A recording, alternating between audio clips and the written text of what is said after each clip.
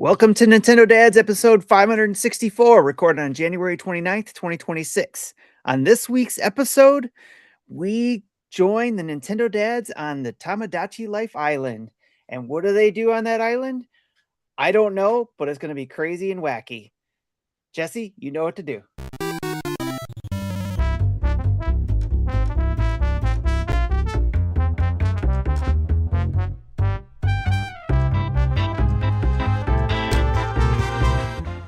What's up, everybody? Marty here with Tim and Jesse and Justin, and it is episode 564 of Nintendo Dads. It is the 29th day of January of 2026, and my goodness, it feels like this month has been a year. Like every time we pass a day in January, it feels like we add 2 or 3 more on the back. And yeah, that's where we're at. How you guys doing? Yeah, I think Monday my boss and I had a conversation at the end of the day, and we both kind of agreed that one day felt like a week by itself. And I'm like, it's just weird, and I don't know. Time has no meaning anymore. Meaningless. Time? What's time? What is that? I don't know. How you doing, Tim? Cold. I'm frickin' freezing, Mr. Bigglesworth. It is cold here in Michigan, and well, I wish you'd keep it up there. Yeah, we're trying to share it with everybody because we don't want it all. You've already sent all this horrendous ice down here that I want you to take back to the north. I'll talk about that here in just Canada's sharing it with us, and so we had to share it with you guys. So you're welcome, me. Yeah, Justin, you're good, I guess. Yeah, doing great. We are 2 weeks away. We are in the countdown from the Masson family trip to Japan. Literally in 2 weeks from now. Yeah, we are. 2 weeks from now, we will be on our way. So, very excited, getting closer and closer. So it's great. How long is that flight? From Calgary to Narita is 10 and a half hours. Oh, that's not too bad. I was like, are you going over the Pacific or? Yeah, that'd be Pacific Ocean. We're going to go over. That's right. And my intention there will be hopefully playing a little bit of Mario Tennis Fever on the Nintendo Switch 2, as it will have just that might be my playing game, as it will have just released earlier that morning. So yeah, very cool. Speaking of cool, Marty, how are you? We're now on 6 days of not leaving the house. We're in the part of the country that got smacked by that big ice storm, and the good part about it is, if there's a good part about it, we were on a very thin line that separated people who lost power and people who didn't in our area. Oh wow. And so we thankfully had heat and power the entire time. But I mean, there's communities to the southeast of us, counties to the southeast of us, that this is now 6 days ongoing with no power, no running water, nothing. And so, like, trees down everywhere. And I shared a pic with the guys of this, like 3-inch thick ice just pack that's everywhere here right now. It's on our roads, it's on our lawns. Like, typically when something like this happens here, we get, even if it's a harsh snow for the south or ice, it's gone in a couple of days. I mean, we're on 6 days now of no melting. Like, it came in, then it dropped below zero here, and then we've had 2 days where it's gotten above 30, 35. Today it got up to 40. Tonight it will be back down in like the teens and zero tomorrow again. So when are we going to get out? I don't know. Because truth be told, Marty, you were not actually supposed to be on today's show. I was not. I was supposed to be at a trip, conference trip, and here I am, because it was like I had to call and be like, "Can you please cancel my hotels? Can you please? What kind of refunds can I get? Because I'm not leaving my driveway. It's not like I did get out yesterday for like 3 or 4 hours, but I had to go to a doctor's appointment that I needed to make, and I had to call a friend and be like, "Hey, I know you have a 4-wheel drive or all-wheel drive truck. Can you come get me?" And we made it. So and it's crazy because like the main roads are all clear. So everybody's like, "Oh, it's over." Well, no, you can't. I can't get down the road. I can't get the mile or two down the road it takes to get to the main road. So lots of fun. We're at the point of this now where everyone in this house hates each other. And like we're all on each other's nerves. Anything that's meant to be a little bit sarcastically funny is no longer funny at all. It's just sarcastic. And yeah, we need to get out of here. Do you have flashbacks of like those early days of COVID? Oh yeah, yeah. And it's even worse because I'm playing Animal Crossing. So All of it seems to and I seem to come deleted my back then, island, eh? so I've started back, I've started back, and it's like, oh my gosh, it's March 2020 Oh, all over man. again. But hey, that we're not here to talk about me being stuck in the house for 6 days. We're here to talk about Nintendo. And guys, holy crap, did the floodgates of news open this week? We've had a ton of stuff happen, a ton of stuff to talk about on tonight's show, along with what we've been playing, and a very sensitive topic we want to discuss a little bit later in the show, relating a certain game that released this week called Dispatch. And so, Jesse, why don't you push that news button? You know what to do.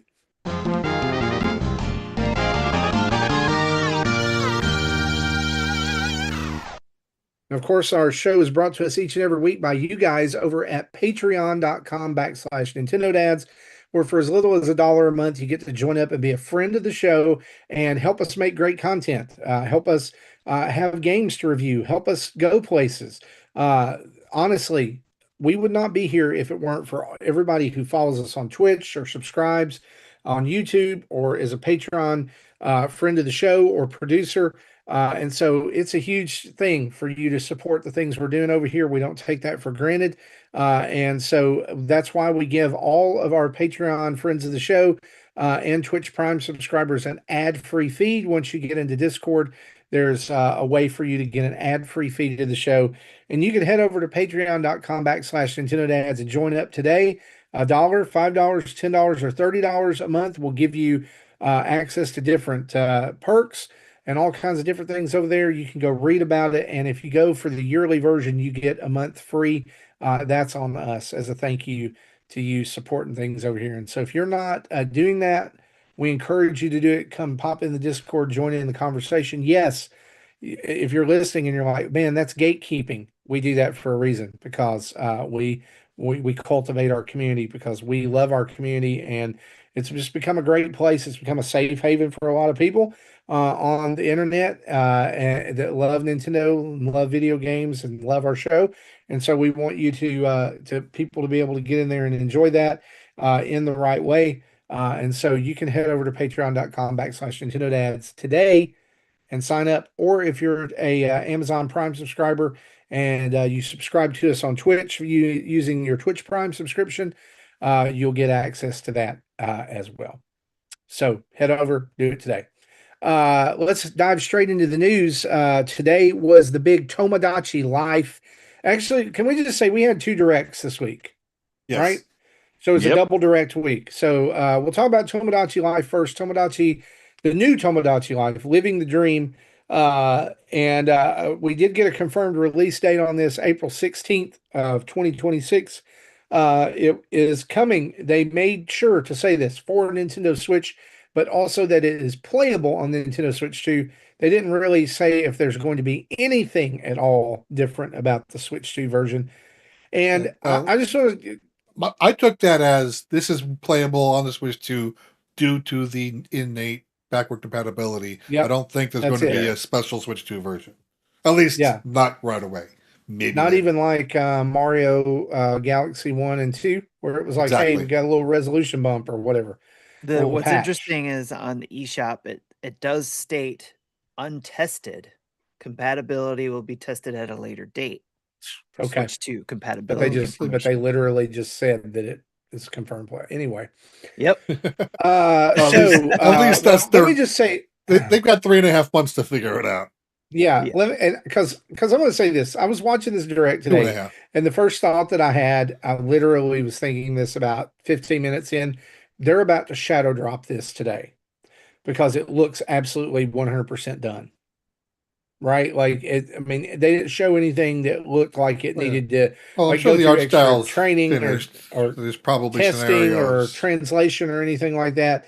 But that them putting that on the eShop is weird, but it adds to the weirdness surrounding this title. If you're not familiar with Tomodachi Life from the 3DS, just a quick rundown. It is a life sim where you can create Miis that then live on an island together and have social interactions.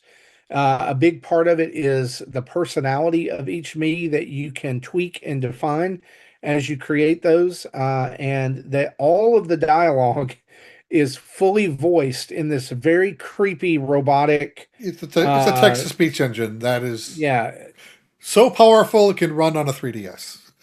yes. So with varying pitch.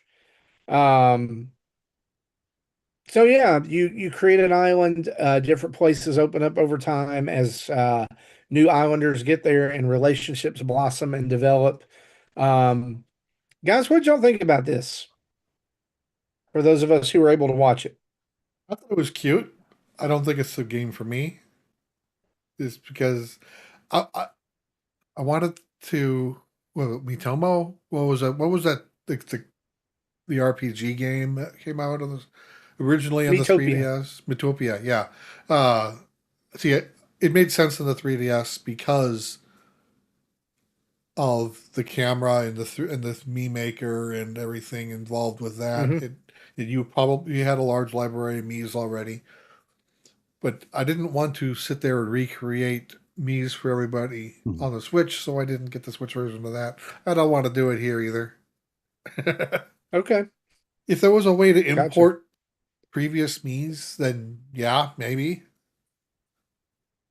It looked like there was because it was grayed out. There was a button that was grayed out that looked like, and I didn't go back to It see did it. say something about Mii's currently on this system. Yeah. So there's got to be a way to import it. Maybe again, maybe it's just the few that are on your system, or I don't know if it has access to any other in the Nintendo Cloud, if there's such a thing for the Mii's.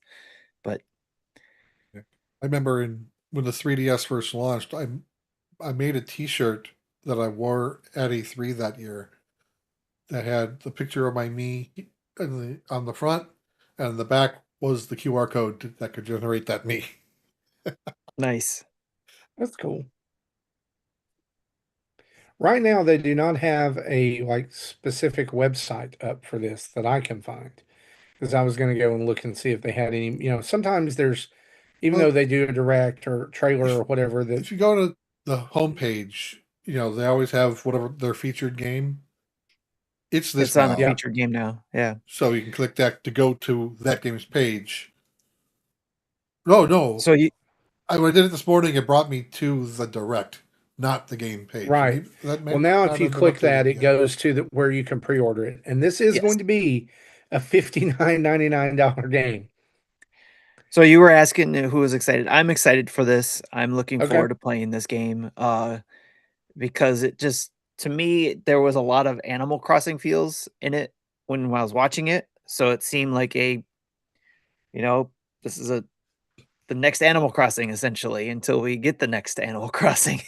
Right. So Which I think is sort of a valid point, Tim. And I was saying this in the pre-show. So for patrons, sorry, this is double talk here, but this feels very odd. The timing of this in April. We just had the Animal Crossing here in January. We've got Pokemon Pocopian or whatever the heck it is in March. All of those are sort of life sim building games that just feel like you're overcrowding or overtrading the market with sort of the same similarity. And I think inevitably that'll end up hurting sales for it as well. I could be dead wrong, but it just feels like you've got a very specific game type for a very specific all within about a 90-day window of each other. So looking at the store page, and it says game voucher eligible. Note that if you're listening to this on the day it drops, today is the last day to buy a voucher. Mm-hmm. If you're listening to this on Saturday, you missed the boat. Or any other day after that. So unless you still had one in stock from a previous purchase. I'm going to throw this out here, kind of like what Justin said. I watched this expecting to be more excited for this game because when it was originally announced, I was pretty excited for it. I was like, "Oh man, I remember Tomodachi Life." You know, it was cool on 3DS. And my mind was like kind of like, "Oh, what else can they do on an actual home console, right? Like on the Switch, like how much improvement is there going to be?" And I know this was just kind of a overview trailer. That's what they called it. My excitement really faded.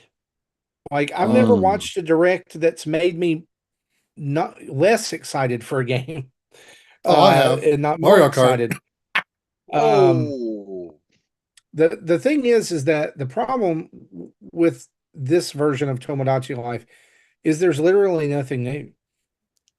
I mean, at least as far as we can see, just from what they've shown us right here. Yeah. The only new feature that I can find is that now Mii's can move in together. And you can have like a place where there's 8 different Mii's living in the same house with like a shared common room. Yeah. Right. And it they're, says- they're I less got out of it, restrictive on what Mii's can be in a relationship with other Mii's. Yes. That was What a I pretty got out of it- controversial topic back then too. what I got out of it was that there were more probably things that it can do on the back end that improve gameplay or storylines or interactivity or the game running when you're not there. All the things that probably the 3DS couldn't handle at the time. Now you have all this power, processing power, or things that it would do on the back end to continue Yeah. on the story. So when you come back, that world is still living and going on, and you come in back in, wake up in your, with your character and come back and continue I wonder what's storylines. going to happen when you put it away for 3 years and then come back. that would be fun. So is this the last Nintendo Switch original game that we know has been announced by Nintendo? yes. Or is there another game still? No, Rhythm Heaven Rhythm Heaven? Okay. is supposed, or what, I forget what the subtitle of that or the little tag on that is, but Rhythm Heaven was said to be coming to the Switch. Yep. I'm looking it up. While he's doing that, I do want to say maybe I Rhythm know Heaven Groove. Rhythm Heaven Groove. Okay, so I'm sure that there'll be some more revealed, but for me at this point, I'm gonna say this game went from like I need to have this today to iffy. Like, and maybe part of that is because I did restart Animal Crossing with the update because it Yeah. had been so long since I've been to my island. And it almost feels like if I buy this in April, I'm still going to be playing Animal Crossing then to like unlock all of the new 3.0 stuff that I haven't even scratched the surface of yet. Because I don't even have this city hall on my island yet.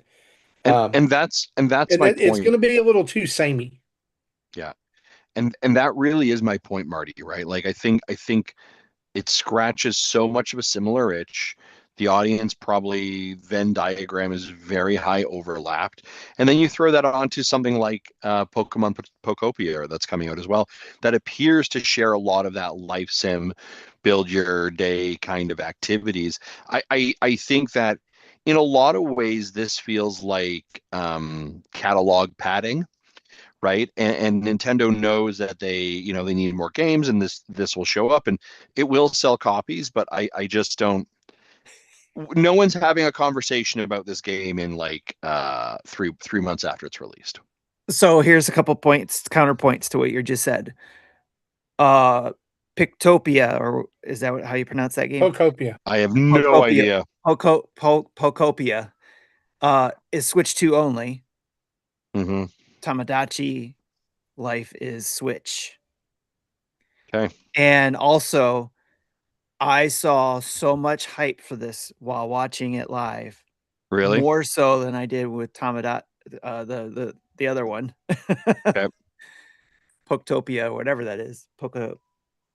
Yeah, and maybe Poka like Poka. listen, maybe I am wrong, and there is a rabid No, it's not Tamagotchi that you're life wrong. fan base. It's not that you're wrong. It's that all of you guys, I'm probably the most excited out of all of us to play this game.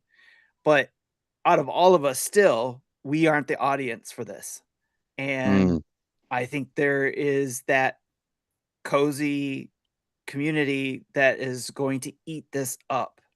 Mhm. But I Yeah. know we're going to talk about some of that capability of sharing that too I think later. this is going to be one of those games where people will like put it on their big TV in the back, what in the background, or other things are going on. Peek on it every once in a while, see if anything's happening, interesting is going on. Interact it when it wants interaction.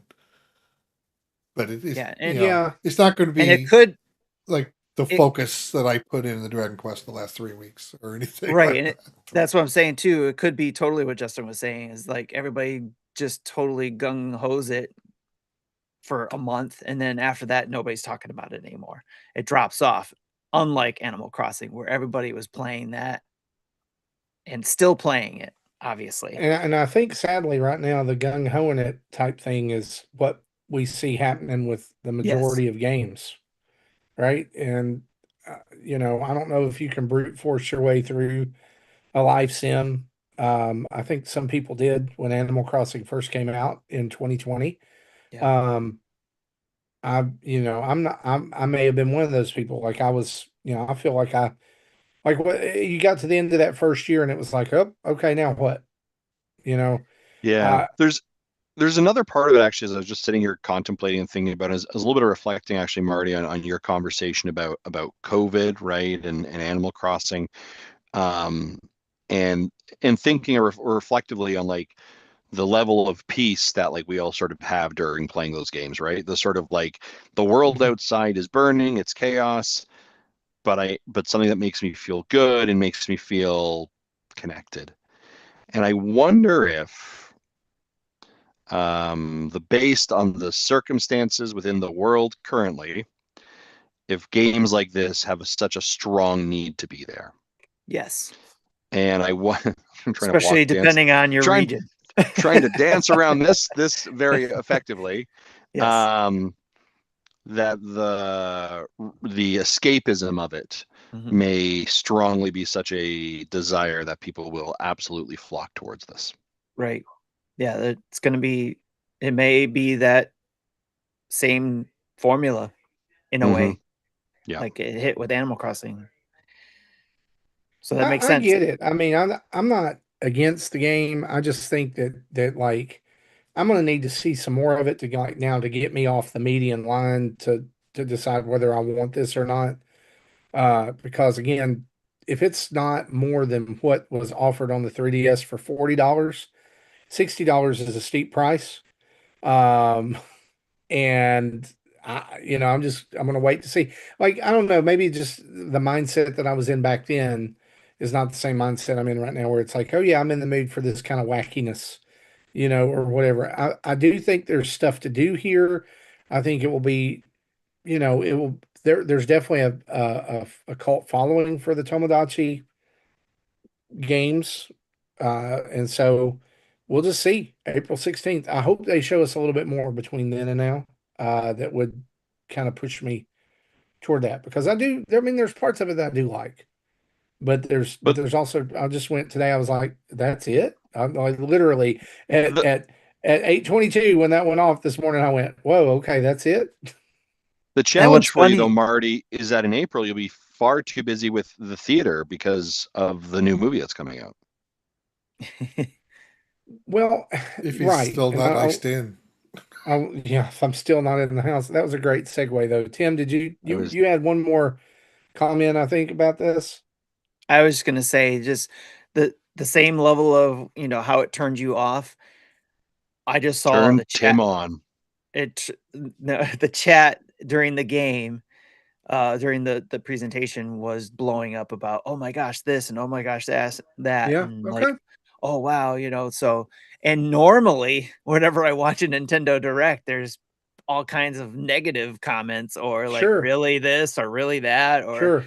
oh another this or another that. But this was like just the people who wanted to watch it were watching this, and there was so just constant rows of yeah, oh my gosh, and Okay. that's so cute, and so it's that coziness, and And for us, it's and gonna they're gonna have to sell it for sure. Even me, even though yeah. I'm excited about it, it's I because like you guys said, there's also the Pokemon one coming out the month before, so it's like okay, Yeah. I was excited about trying that one out, but I would say that Jester sure got some riz going on. yeah, Oh yeah, Hugh Morris. I wanted to punch the TV when that guy was on the screen at any time. Well, speaking of the screen, this past Sunday we did get an additional look at the Super Mario Galaxy movie. That is now we know now is coming April 1st, 2026. That is a confirmed release date for the movie. This trailer showed us a pretty decent look at Yoshi, who we knew was coming in this movie, but also some other pretty cool stuff. We saw Yeah, a the list look I at have in the notes are things that things Yeah. that I saw and liked. I mean Toast Arena. We start out the trailer starts out in Toast Arena with Mario and Luigi riding some bikes, kind of like Mad Max in it through the desert. They've been called on to fix a pipe that is occupied by a monster, quote unquote. And that's where they meet Yoshi. And from there, we see a look at what appears to be Bowser's castle with fire bars. Astute, eagle-eyed people also noticed that in a shot there was one of the speaker boxes from Mario World over to the side. So we got to see fire bars, and Big Bertha makes an appearance along with Frog Suit Luigi, who does some frog karate on her. One of the cooler moments of the trailer is Birdo versus Peach, with what appears to be Mouser and Claw Grip there as well. Which God, I hope that means that Ward is in this movie. That would be just chef's kiss. But I mean, it's all looks insane. I think when we talked about this before, I said Mamu, which is Wart, but Mamu's the Japanese name for him. I can't wait to see what that's all about. There was a cloud area where they're fighting against a Lakitu, and then the trailer ends with Yoshi. A couple of comedic beats with Yoshi, with him eating something out of Toad's hand, and Toad being like, "Oh, we're just gonna walk around with the dinosaur now." That's cool. And then Yoshi holding something that looks incredibly like a super scope, while he and Toad protect baby Mario and baby Luigi from the Tyrannosaurus Rex in Mario Odyssey. And then we get there's a lot going on. Oddly enough, this entire trailer showed no sign of Rosalina or Bowser Jr. It was all about Yoshi.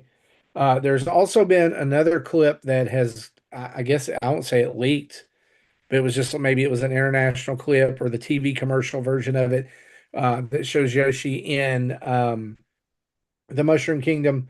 A Chain Chomp gets loose. He eats the Chain Chomp, turns around, flashes the smile. It's the Chain Chomp's teeth. He barks twice, and then that you get that was part of the football game. Oh, okay. Commercial. So it showed the same. It showed the same trailer, but then it football's still going on. It had without the Chiefs, it just doesn't mean anything anymore. For some people, Jesse, it is.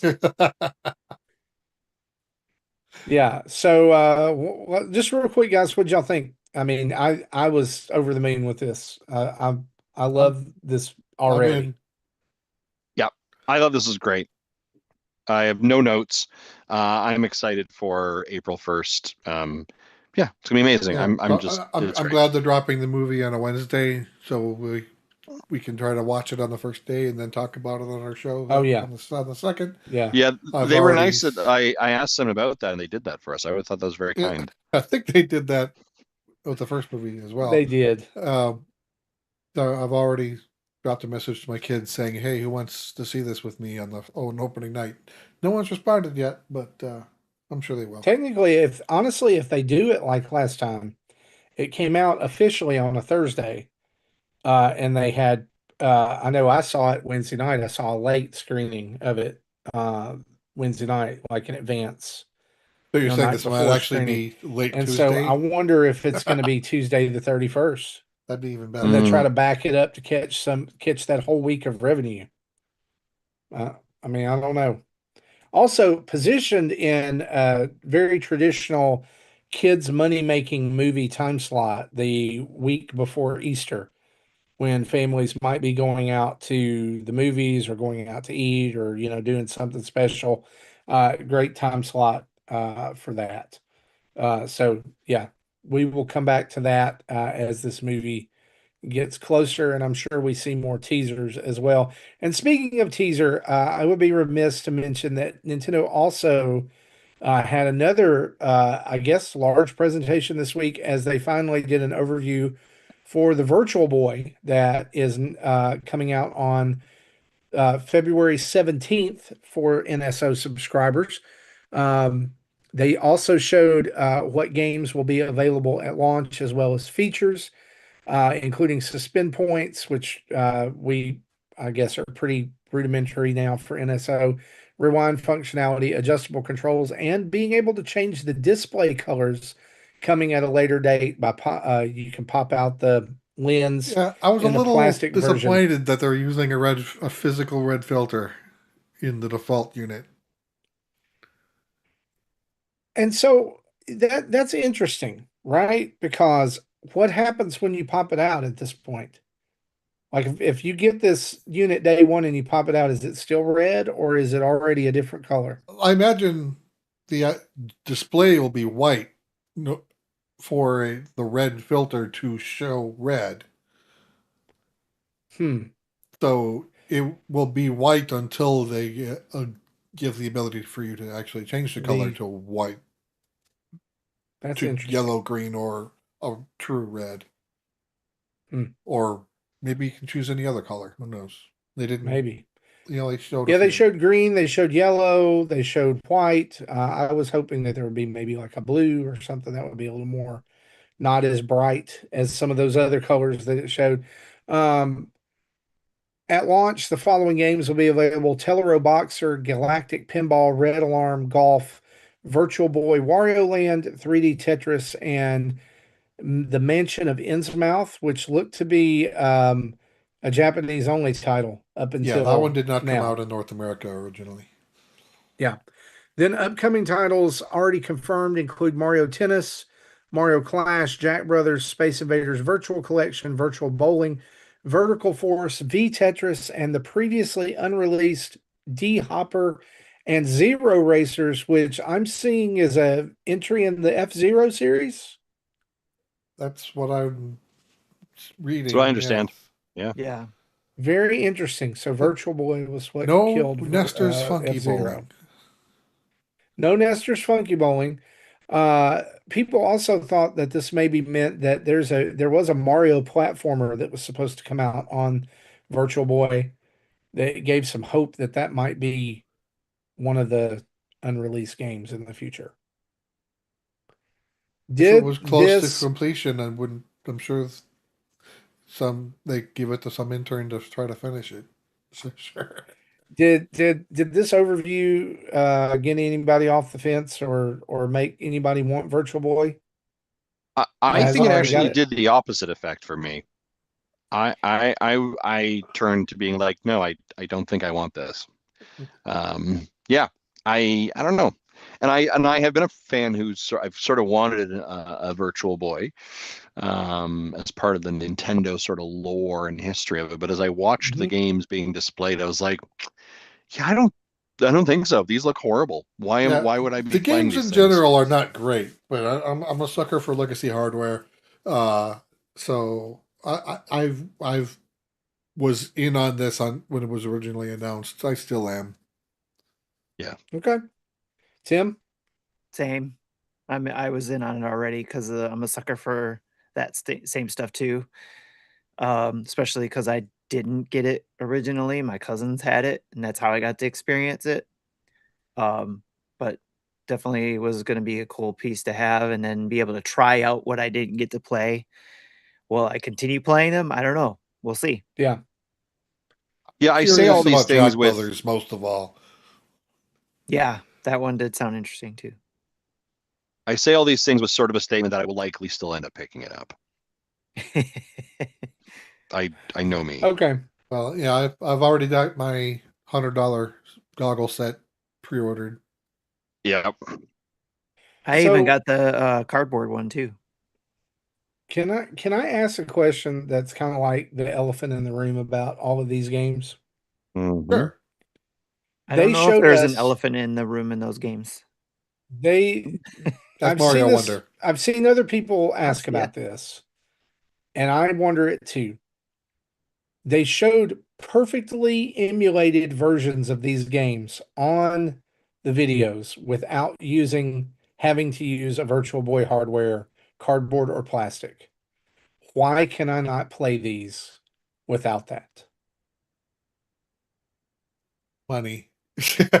Yeah, but definitely there's no physical reason why they would need. They can't just play it on screen in non 3D. Some of the games, the 3D definitely helps. Are you implying, Jesse, that you could actually be able to, but they're just really wanting to sell the hardware for the experience? Yes. And if they don't have the option available, I predict that they will open it up later. But they want to sell as many $100 pieces of plastic as they can. Are you willing to put a bet on that? No.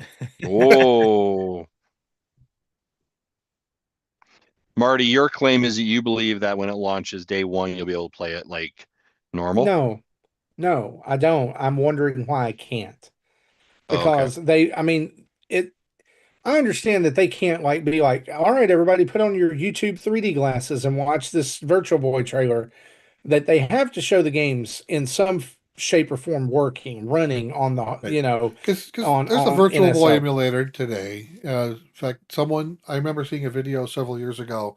Someone disassembled a Virtual Boy, attached it to a modified video output device on an LCD screen, because the way the visual device works natively is highly incompatible to any LCD screens without modification. Yeah. But he basically turned it into a handheld machine. Put in the physical cartridge and can play the physical game on the LCD handheld, and it worked great. Just not in 3D. I guess me asking that question is just being devil's advocate to say, is the reason that they're doing this and not just allowing it to play on NSO normally is that just to make more money? Yes. Well, and the answer is yes. Yeah, that's why I think they'll open it up in the future once they sell out, and then this will be impossible to get one for a while. But that's what I'm thinking. What are you thinking, Tim? What I was thinking was one possibility is look at the GameCube controller. I know it's a controller, and I know a lot of the other controllers you can use in other games, and they say you can use it with other games. But newer games are starting to use, like the game that just came out, Grid Legends. You can use the GameCube controller because of the analog shoulder buttons. Yes. So is it possible that Nintendo could, if there's enough of these out there or available, that they may do other things like they did with the Labo virtual stuff, to where they add a little feature to your game and you can use the Virtual Boy set. I imagine any game that had Labo 3D VR modes would work the same here. Mm-hmm. So I wonder if there's going to be Breath of the Wild. Right. I don't know if there's going to be some sort of extras with that, and then would where people would want it that I way. hope so. I hope they make some games function, extra modes functional with it. And they did make it worth our money more. They did make the cardboard one so that people they had a more accessible way for people to play the games. So you didn't have to get the $100 version. You could get the $25 version. And then you got to hold both. Neither one of them, you could put Makes a me wonder head strap on. how they're going to have it compatible with both Switch and Switch 2 at the same time. Is there like a dial you can change to change how it fits? But either way, it fits in snug. Yeah, it's going to be interesting harder. to see. I thought they Cardboard's showed probably less configurable than the non-cardboard one. Yeah, but it'd be interesting to see what they do with that. Well, we'll find out in 3 weeks. Yeah, that's out on the 17th of February, right after Mario Tennis Fever on the 12th. Justin will be in Japan, and he can bring us Virtual Boys. I will be at the Nintendo Museum looking at the Virtual Boys stuff there. There you go. Speaking of Nintendo, a couple other, we'll go through some other smaller news items now. Speaking of Nintendo, longtime employee of Nintendo, Hideki Konno, has left after 40 years. He has worked there as a designer and assistant director. Most well known probably for working on Super Mario Brothers 2 and 3 as assistant director. And so this is not leaving Nintendo to go work somewhere else. This is retirement. And so, yeah, we're starting wishing him well. Wishing him well. But this is the start of, we should just prepare ourselves for this, right? Yep. There's some guys that are getting on up there. The old guard is all starting to retire. And rightfully so, they should be. Right? They've earned that retirement. Yeah. 100%. Y'all, if you go and go to his Wikipedia page, tons of stuff. Most notably, his last game, he was a producer on Mario Kart 8 Deluxe Booster Course Pass, Mario Kart Tour, Dr. Mario World, Dragalia Lost, Super Mario Run, Fire Emblem Heroes. He was Pocket Camp, Animal Crossing Pocket Camp, very involved in the mobile side of things for Nintendo. So, yeah. Well wishes to Hideki Konno and his retirement there. The Disney Afternoon Collection has been finally, after 8 long years, original NES games finally come back to Nintendo platforms. Only Nintendo because Switch, of the power of the Nintendo Switch 2 processor. That's right. Can this truly be occurring? They were waiting to put this on Switch 2 and Nintendo Switch. This is a win for people who like physical media. The cartridge will have all the game content on the cart. And it is coming to us with 2 brand new games that were not included in the original release. You're going to get Chip 'n Dale Rescue Rangers 1 and 2, DuckTales 1 and 2, Darkwing Duck, Tailspin, and brand new games Bonkers and Goof Troop. It will also include a Time Attack and Boss Rush game mode. This is made possible by the wizards over at Digital Eclipse. Thank you, gentlemen and ladies. And this will be out February 26th, both digitally and physically, which I can't wait for. Capcom did the publishing of the original launch, right? Yes. Yep. Yep. Marty, this is the funny part is this has been a running joke of Nintendo dads for however long since the initial one came out. Why is this so important to you? What is it about this series? Okay, so I have very fond memories of the Chip 'n Dale game. The first games in the series of Chip 'n Dale and DuckTales and Darkwing Duck. I never played Tailspin, but I always was so, just flabbergasted that this did not come to the original Switch when it was an easy, cheap probably win for Capcom to put these games on there in this Disney Afternoon collection when all of them are original NES games. Like it was almost an affront to Nintendo. Like all these NES games are available on Xbox and PS4. Is when that original release came out, Xbox One and PS4 generation. So again, 8 years ago. And it's kind of like the missing link, I guess. It's like it was the biggest to me, like the biggest, most baffling. Why did this never happen? And I even would love to know that, like just the behind the scenes of like, why did this not happen until now? Right. Where I will say, and you said this pre-show as we were talking, that it seems like Capcom really, really loves the Nintendo Switch too. Yeah. And so Yeah. I just wonder if there was something like behind the scenes there that like a thawing or whatever that took place. I don't know. I still think this is going to do big numbers on Switch and So- Switch 2. I did some Googling. So on the Nintendo eShop, if you pre-order it before launch day, you get it for 10% off. So its listing price digitally is $20, so you can get it for 18.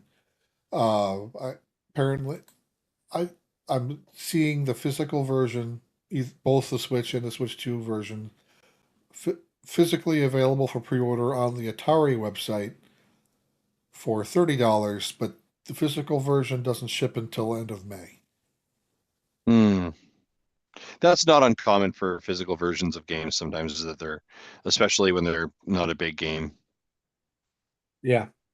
I guess they want to get their numbers in and keep their print run small. Yep. You don't want overhead waste on that, right? Right. Right. I mean, that was the entire premise behind limited run games, right? A couple other Nintendo things here. Splatoon 3 gets version 11 update. Focuses heavily on battle system mechanics and balance rather than new content like weapon kits. However, it did add something that's proven to be a little controversial among the Splatoon community, which is health bars above enemy octolings and inklings as you play. That kind of lets you know, you know, where you stand in battle. Some people really like this. Some people don't like this at all. There's also been some hitbox finagling going on that have made some hitboxes larger and some hitboxes smaller to refine gameplay. And from our community, listener Max Power says, I loved all the Splatoon games at launch when there were a lot of people playing. Now anyone still playing is elite. And every time I try to pop in, I get annihilated. LOL. Wish there was a casual mode or something, or just let me play against bots. That's fair. There is a workaround essentially for doing what he's looking for, but you have to search for it online. And there are some explanations out there on how to do that, and I was trying to think if I got it written down somewhere or copied down. But yeah, there's a way to do it to where you can go in and go to certain lobbies and all that kind of stuff to get to play against people at your own grade level or ranking. So it's not apparent, it's not easy. That's probably why he can't find it either. But there is a way to do it. You just have to go a roundabout way. Would be nice if that was just an easy setting, right? Yeah, it would be. Yeah. That's kind of why I dropped off from Splatoon 3. I'm terrible at it. And every time I would go in and play, I would just get crushed over and over and over again. And that's demoralizing after a while. Yes. Like even if you're just trying to learn the game or learn which weapon system works for you, it just was like, I know that like it's the only game that I know of that makes me feel like I'm bad at video games. And so I was just like, I don't have to play this anymore. I did find the search. It said Anarchy Series. And it says it sounds backwards, but Anarchy Battle Series is often safer for casual players than Turf War or Anarchy Open. Why? Because Series strictly matches you with players of your exact letter rank. If you stay in a lower rank, you will consistently play against others at that level. Okay. I may try that. I don't know. And then there's yeah, that's probably the more straightforward one. And then it says play, Salmon Run with co-op, because then you can play with. To me, people. this It's is co-op. a baffling. Like, why has this not gotten at least a graphical bump for Nintendo Switch 2? You know, or are they saving all of that for Splatoon 4? This seems like it would be a slam dunk for an update for Switch 2, but yeah, if we don't see anything, probably within by the next direct or by summer. I would say by summer. Reminder: we do have the Splatoon Raiders coming out likely this year as well. So I think maybe that there may be some, in preparation for this. We've also got this update. Right. Yeah. Also, Kirby Air Riders got a pretty substantial update this week as well. Game Share now is supported, along with a new game mode, Grand Prix, which is available for air ride matches and paddocks. A new rule set sub-in series is now available in paddocks, and then other improvements like bug fixes and adjustments have also been made, so you can go check that out if you're an Air Riders owner or fan. And lastly, we'll clear this one up. It appeared earlier this week, Walmart leaked new NSO games for GameCube accidentally by sharing an updated banner ad on their website, which featured 2 GameCube games that have not been added to the service yet or even officially announced. These games were Metroid Prime 2 Echoes and Pikmin 2. Nintendo has quickly moved to deconfirm this, which also I would say could be a diversion. This kind How of can you accidentally make that banner? Yeah, it says here we recently provided a retailer with an image of Nintendo GameCube, Nintendo Classics titles that incorrectly included games that are not planned for release at this time. The image has been removed, and we apologize for any confusion. So, in other words, they're coming, just not right now. Just not right now. Just not That's at this kind of time. how I read that. Look away. We really wanted to announce this in our Nintendo Direct, so please forget that you ever saw that image. Yeah. Or in their tweets. Please understand. I'm sure there's a tweet that they are going to be coming out with soon. Yeah. That they usually These titles are coming to GameCube on Nintendo Switch Online. Or it could be out there right now. We don't know it right now. Yeah, sure. Rounding our news, here's some releases and updates that you need to know about. Core Keeper are out now. Core Keeper is on Switch 2. Dispatch is on Switch and Switch 2. Grid Legends for Switch 2 and Perfect Pencil for Switch, which is a 2D action adventure game inspired by a personal experience of psychological struggle. Also, the Nickelodeon Splat Pack will be out this weekend for Switch. And then coming out in February, because we're ending the month, Dragon Quest VII Reimagined February 5th, Mario Tennis Fever on February 12th, the Disney Afternoon Collection on February 26th. That's for Switch and Switch 2. And then on Switch 2, Resident Evil Generation Pack and Resident Evil Requiem, both out on February 27th. And Scott Pilgrim EX, which is a sequel of sorts to Scott Pilgrim vs. the World. The beat-em-up game is out on March 3rd. And then later on, Mario Wonder Switch 2 Edition is out on March 26th. Mega Man Star Force Legacy Collection on March 27th. Now we know Tomodachi Life Living the Dream is out on April 16th. High on Life Switch 2 versions out on April 20th. Coffee Talk Tokyo for Switch is out on the 21st. Bubsy 4D is coming to Switch and Switch 2 on May 22nd.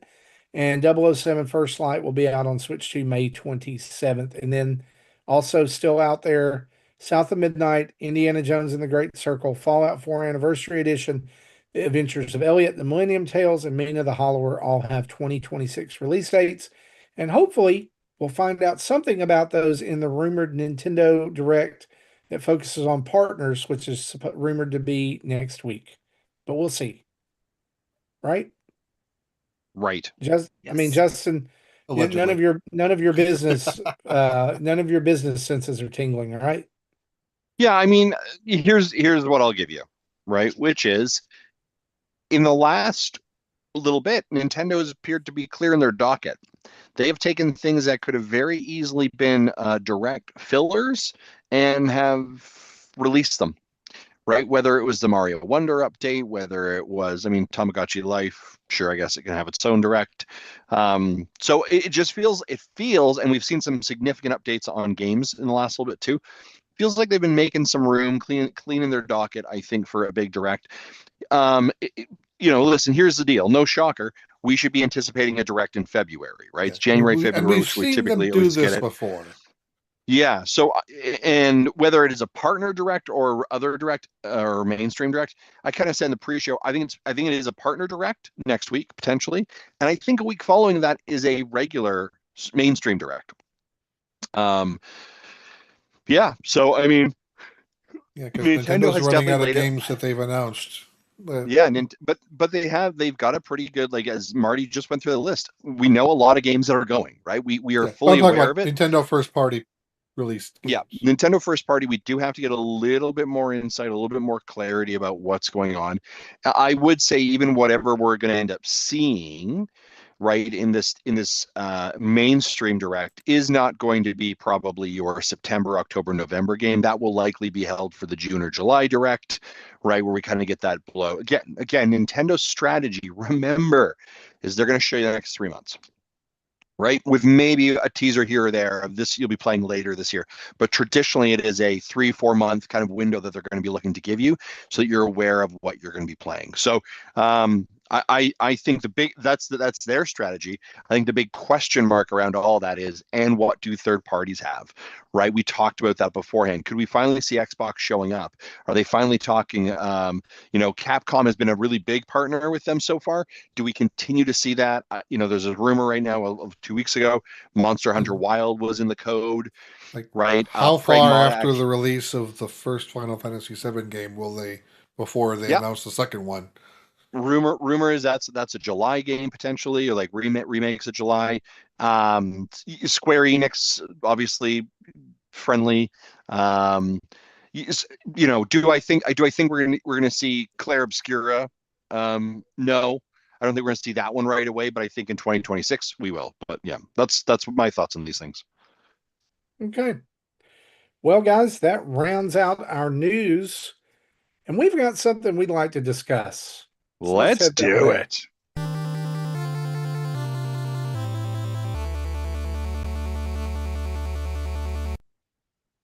All right, guys. So let's have some dad chat for just a minute. All right. As you guys know, Dispatch has been a huge game on Steam and on PlayStation 5. It's got a lot of buzz. When it was announced for Nintendo Switch and Nintendo Switch 2, that was I felt like was a pretty big announcement for Nintendo to have that on their system. It's developed by Ad Hoc, who are a remainder or a remnant of Telltale employees from back in the day. Telltale being the company that did kind of the narrative adventures. The Walking Dead is probably what made them most famous, but also The Wolf Among Us, Batman. They did a Back to the Future. They did a Back to the Future one. Yep. Minecraft too, right? They did a Minecraft story. Yes, they did. Yeah. You're right. They did. And that one was huge. I remember playing through that one with my son. Well, Dispatch is out now on Nintendo Switch and Switch 2. It's already launched. It's caused a little bit of a stir because it seems like maybe Nintendo might be returning to some of their former censorship because there's been some crazy things happen. Reports of sounds in the game being edited, art in the game being edited, scenes in the game being edited. There was initially a report of curse words being bleeped, but that is not true. There is a censorship, I guess, / setting that you can turn on in other versions of the game. That option does not exist in the Nintendo version that's on Nintendo platforms.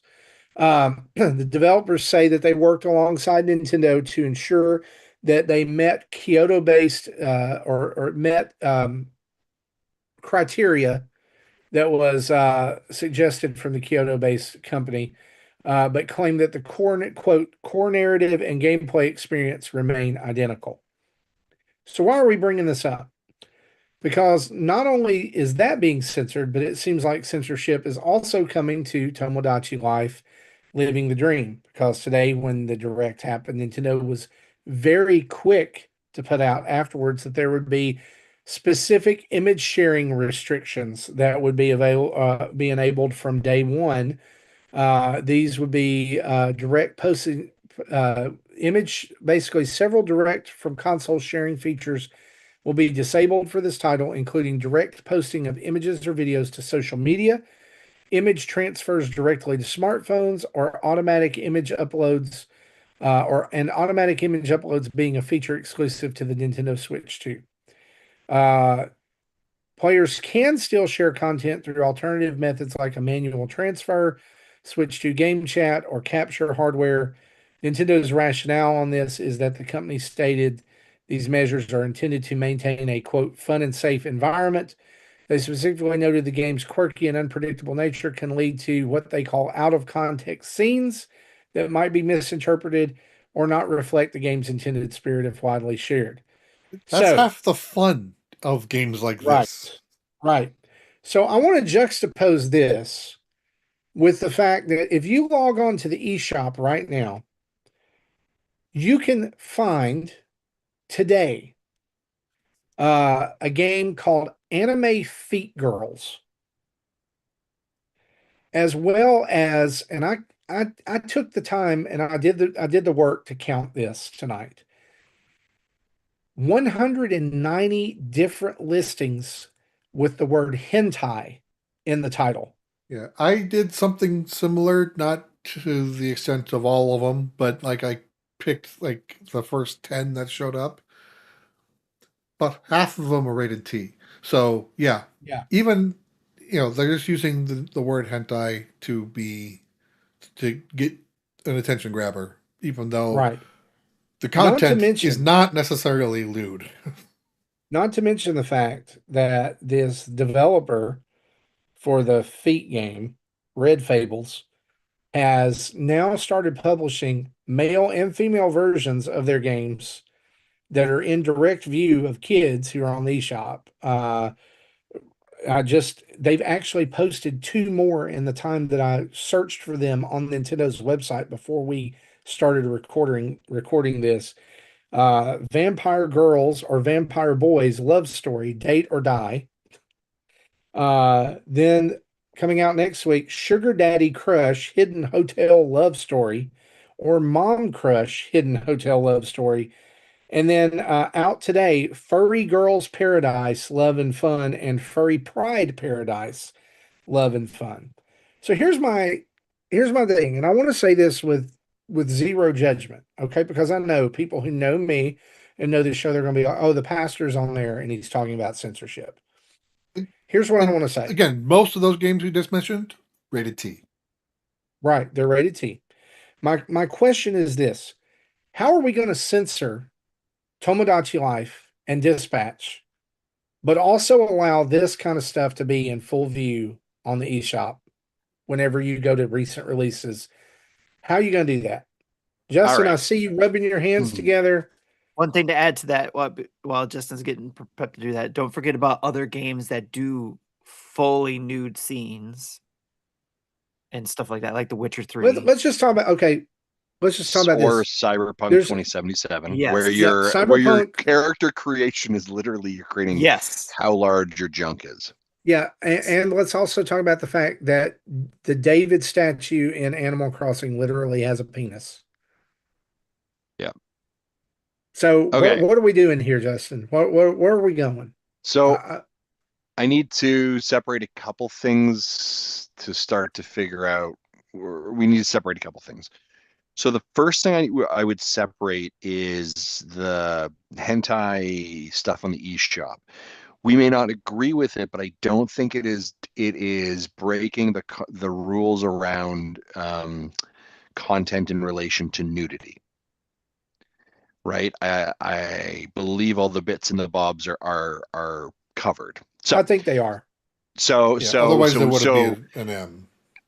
Correct. So do we believe that that's great quality? No, people are doing it. That's fine. You can't stop that, right? So we may not agree that so what I'm trying to say is I don't think those two things are actually aligned to make your case in relation to dispatch. Let's now go back to dispatch. So we probably should have raised a little bit of a yellow or red flag when we noticed that the thumbnail art that was being used in the eShop was actually different than the thumbnail eShop or thumbnail work that was being used in other places. It was much more conservative. The girls were covered up a little bit more. That should have been maybe flag number one. Flag number two that I think we need to sort of begin to create more clarity and understanding is, where is this decision coming from? So yes, they're absolutely working with Nintendo to have their game published. There's no doubts about that, right? They are doing that. Is Nintendo explicitly stopping them and saying, hey, we will not put your game on our platform if you do not abide by the following rules? Or does Nintendo say, here's our list of rules in relation to our content, there you go, and the publisher, in this case Ad Hoc, makes their own interpretations and decisions based on that content and makes the changes to the game on the platform to then be acceptable for I QA kind of have passing. some thoughts on this too. That's a really important question. So is it Nintendo's censorship, or is it Ad Hoc's interpretation of Nintendo's quality censorship rules that they are applying because to be on the console, the platform, you have to abide by certain rules? That's a really interesting question that I think needs to actually be addressed to figure it out. So my example is, if let's use scenario number one. Scenario number one, Ad Hoc literally gives them dispatch the way it was on PlayStation 5. Here you go. And Nintendo reviews it, QA, and comes back and says, no, we are not putting this on there because of the following reasons. You now need to go and adjust your game. That's Nintendo actively driving the censorship. If Ad Hoc, again, just gets the rules, reads a document and says, oh, they don't like these things, we're going to make the changes to get on the platform, that's their decision. Those are two very different things that we have to be very aware of. So I'm going to pause there. Jesse, I know you have your statement, and then we're going to come back. Jesse. Okay. So Japan, not just Nintendo, but Japan has different rules regarding nudity, specifically the lower half of the body, male or female, that doesn't matter. Just in media in general, if you go out, find a hentai manga, it will be censored in various ways unless you buy it directly from the mangaka, who will be able to do uncensored art. But if you're buying it from a store anywhere, it'll be censored. So I think that has something to do with this. I think like Cyberpunk has a separate Japanese version than the rest of the world, so they can censor it in Japan but not everywhere else. If that's the case, they could definitely do the same thing here. They just may not want to put forth that extra effort into having two builds, because if they make any bug fixes, they got to now do it twice, and that's a pain in the ass. And so I think this is not necessarily Nintendo of America, but them talking with Nintendo Kyoto to determine how they go about it.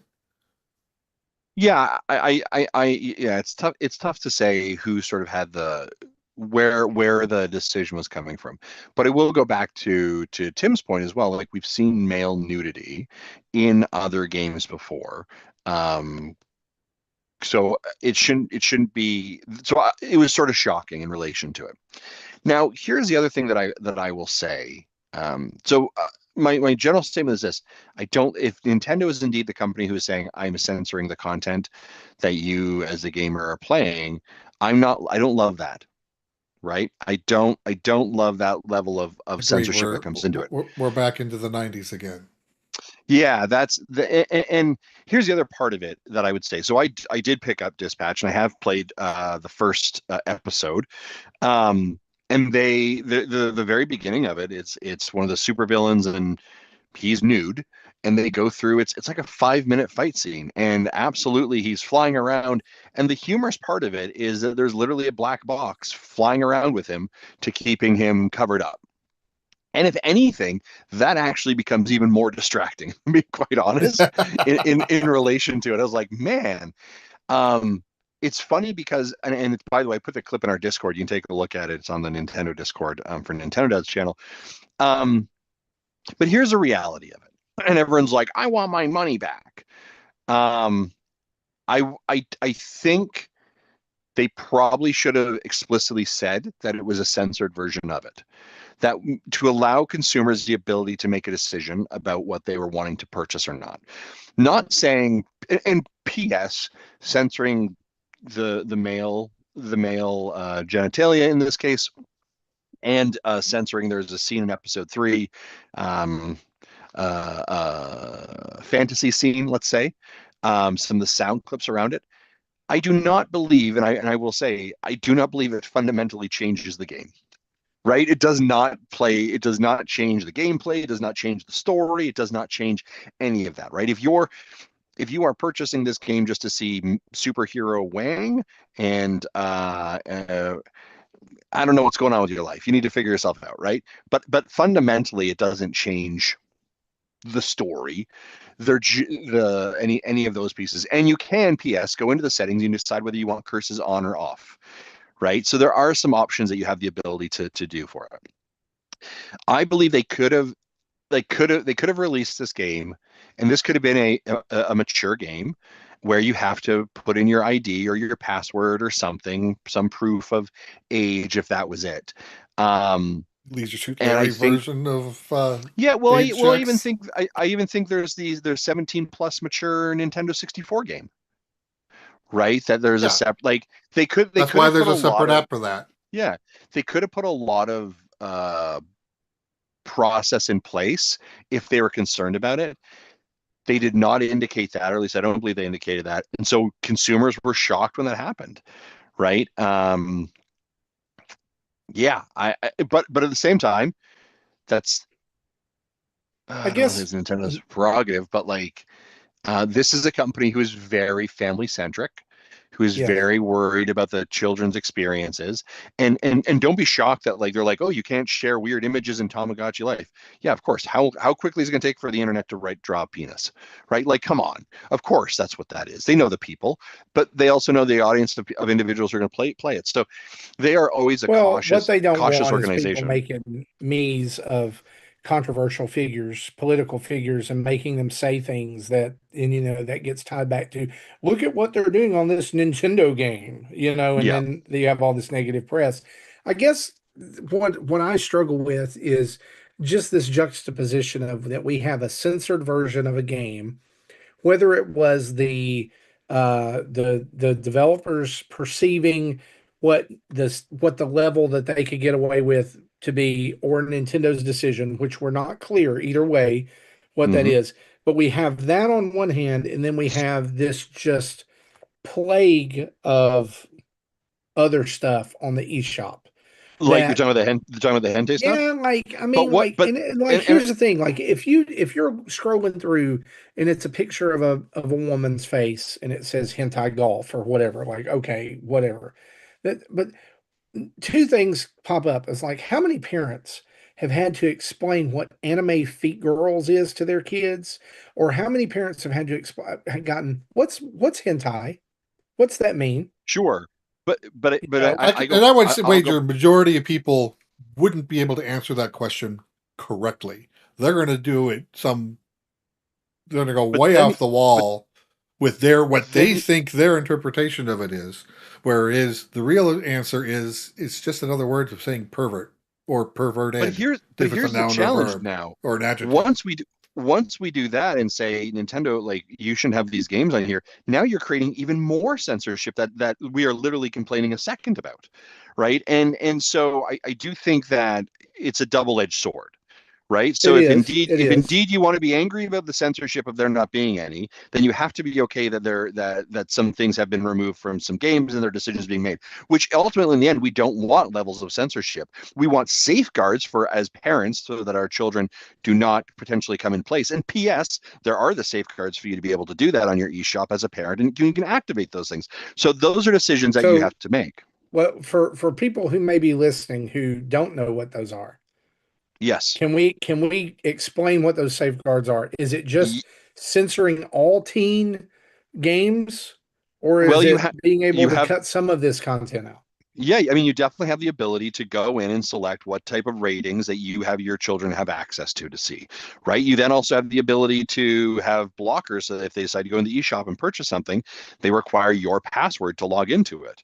Those are Yeah. just two of the quick ones I know off the top of my head, right? And I believe it also actually even filters the eShop in relation to what content is available for them to even have like on the tiles to look at. So there are definitely options available for people to get into. Now, again, let's go back to Nintendo's a conservative company. They're always going to err on the side of caution. Don't be shocked by it. But I think Well, that what I would especially have after rather, the swap note debacle. They've been yeah, oh, really careful. 100%. I think really what I would have rather preferred in this situation is just a statement of this is not the original version that was released on the PlayStation 5. It is a censored version. And I think as a consumer, and if you wanted to have the censored version, that's fine. You have two versions you can choose from. If you'd like the censored one, or if you'd like the plus 17 one, you can do that. There you go. Your decision, right, at the point of purchase. But I think like what I saw the most from the internet when the game came out was the shock that this wasn't disclaimed, right? Mhm. Now, and I don't, and again, I don't think people are like, oh, I didn't see male genitalia, so I'm so upset, right? I don't think that is. I think it's the censorship of it and the lack of communication around it. I think that really is what caused the challenge for it. I think you're right on that. And the whole reason I brought this up was just to talk around the nuances of all this. I mean, obviously, what the point that you bring up about censorship, like it's a slippery slope, right? You censor one thing, and all of a sudden now it's everything. And we don't want to go back to the days of Mortal Kombat. You uppercut somebody and sweat flies out instead of blood. And we're graphically Well, changing fatalities and different things like that. That's not where we want to be either. But I think there may be some parents who listen to us, and they don't know about the safeguards, or they don't know that this stuff is on the eShop, that it's out there, that like, and you might get some awkward questions. And so, it's our job. Obviously, let me just say this. I don't think your young children need to be playing Dispatch. No, If they look at it and be like, I want this superhero game, you might but need to but watch some reviews about that.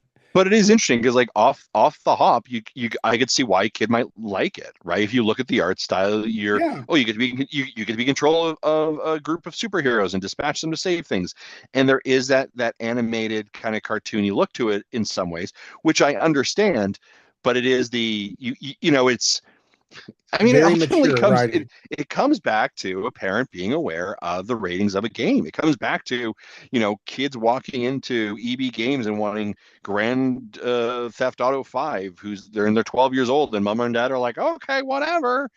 Like it requires a little bit of parenting when you need to parent, right? And so I think it's an awareness of it for yeah, sure.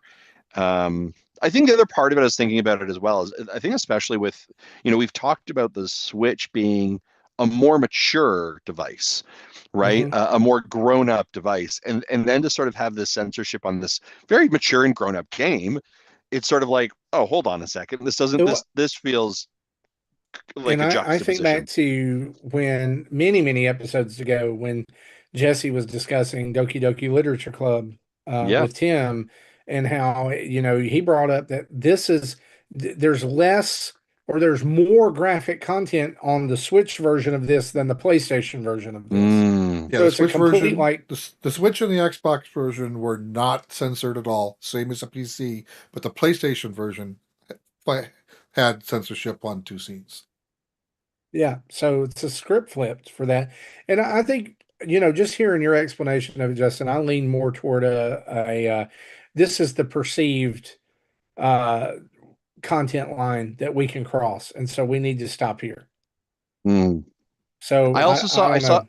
I also saw a tweet today. I don't like to give like auction to really stupid trolls, but I saw something that just irritated me. And it was a tweet, and it was like, "Oh, the new president of Nintendo is in for less than 3 weeks, and we're already having this woke stuff occur." And I was just Oh, like, yeah. Get your head out of your ignorant little ass. You people who don't know anything, you're an idiot. That's not how this works. Yeah. So with if what that you was said, you and you're part of our community, jog on. with what you said about the black bar actually being more distracting, I'm not going to say which anime it was, but there was an anime a few years ago that when it aired in Japanese television during whatever their primetime slots are, it was censored. Mm. When Crunchyroll did their simulcast of it, it was also censored. But because the way they censored it was really distracting, I didn't like it. I'm like, I'm okay with seeing the naughty bits. Mm-hmm. Let me see it the way it was meant to be. I subscribed to High Dive, which also showed the same show uncensored. I'm like, okay, High Dive's a crappy app. Thank God it was only like $5 a month. Uh, it a horrible interface, but at least it got me content that I wanted to see. Sure. That Crunchyroll wouldn't let me see it because Crunchyroll just shared the same version that was on the normal public airways anyway, which is completely logical. I'm not upset about that. It's just that the fact that there is a non-censored version out there, I would rather see the non-censored version. That's just me. Yep. Other people So may be just doing different, some and that's digging fine. here.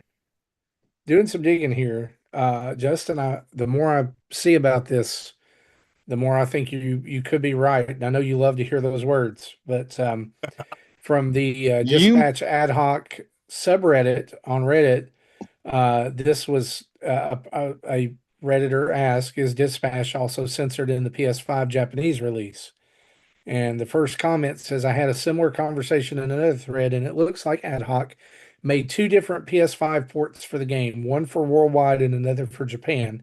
The Japanese version, like the Switch port, has the nudity censor option removed and plays out like the universal Switch port, all censored. Apparently, Sero doesn't allow Z-rated adult games to have nudity. Seems like Ad Hoc used the Japanese PS5 version as the base for the international Switch port, but now it's getting a lot more attention." Yeah. So you again, mean the internet didn't take the time and the moments to logically think, consider, but instead decided to rage like a bunch of tools? Yes, that's exactly what happened. I want my refund because I can't see dong.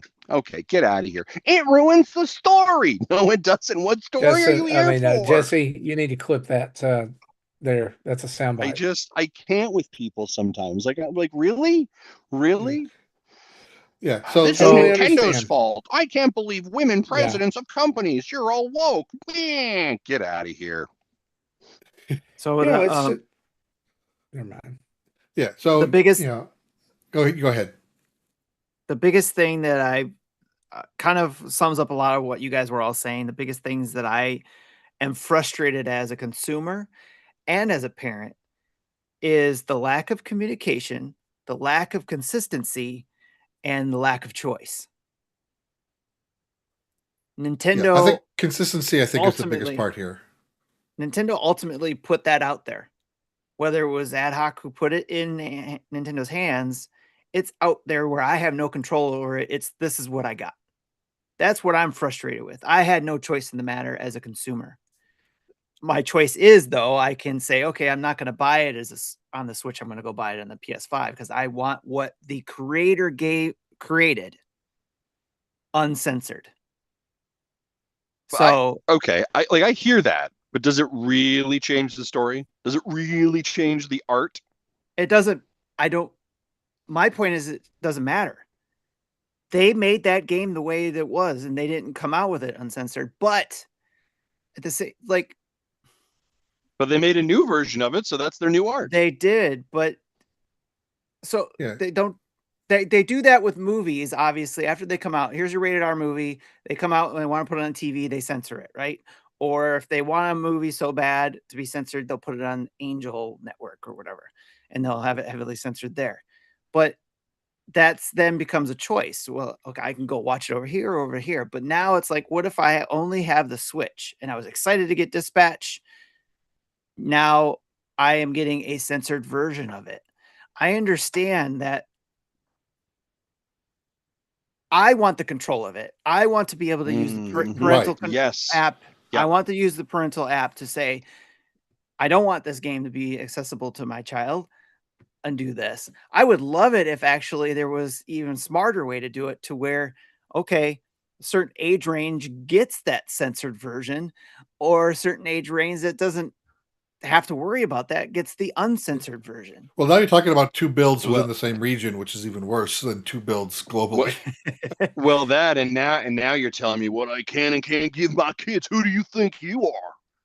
Right? Like, come on. That's What's the that? problem. Wait, I don't understand that part. What do you mean? What I'm telling you, what you can.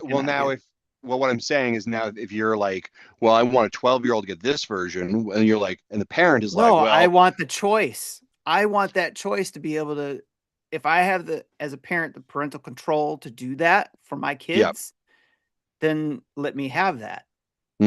Okay.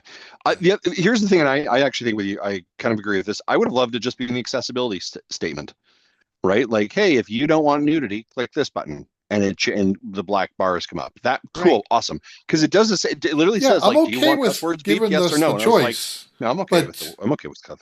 That choice needs to work both ways.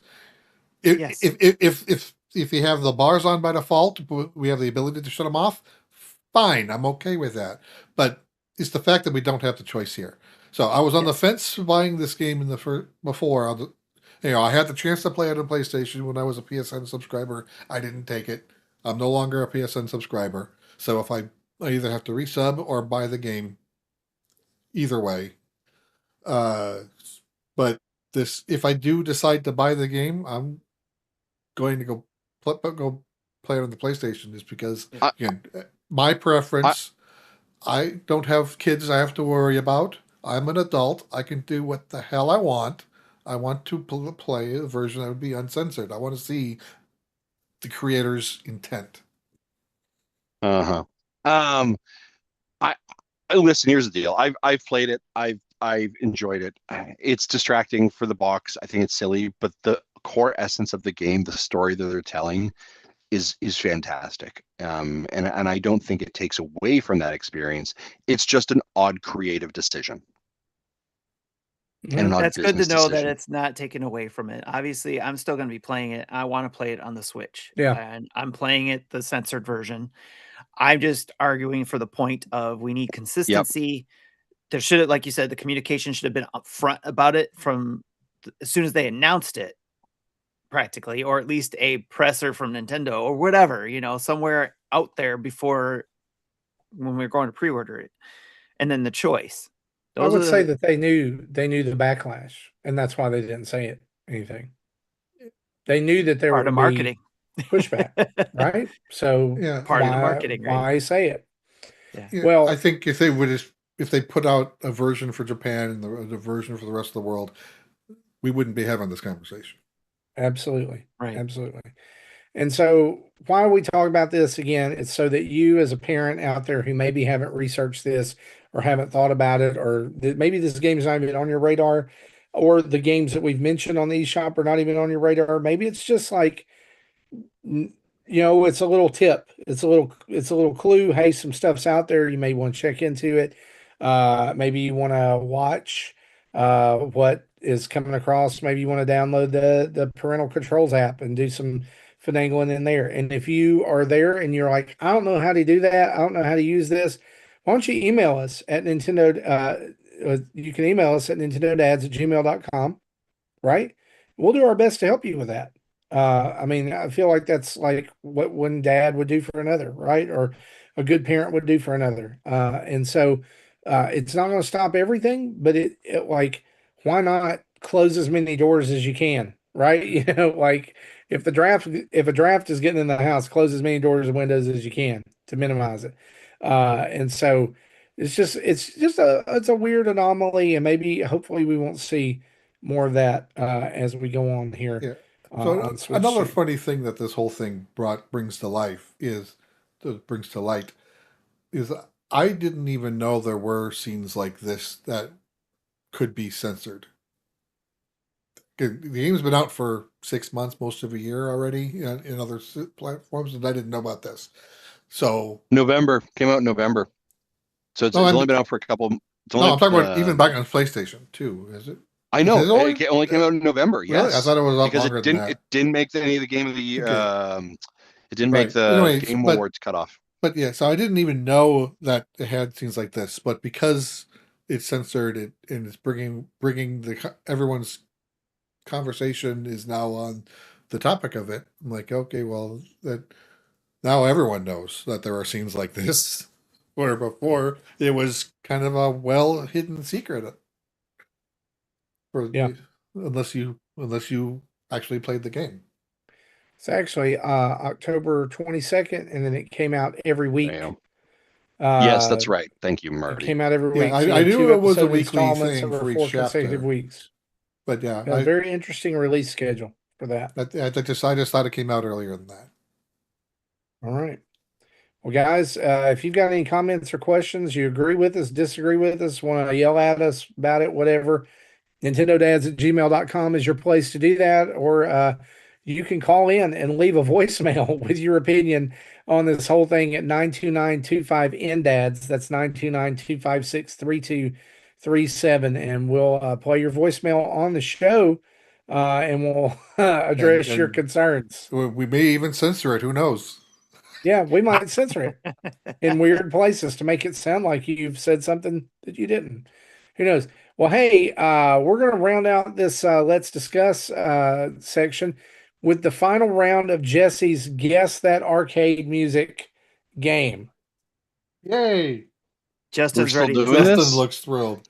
Yeah. Justin's ready. Justin, you've been prepping. Tim and I are going to play. Justin was prepping for this. What are you talking about? He's been doing. I'm gonna go play some Dispatch and look for some dong. You know what I'm saying? Oh, come on, Ad Hoc. I can't believe you, Ad Hoc.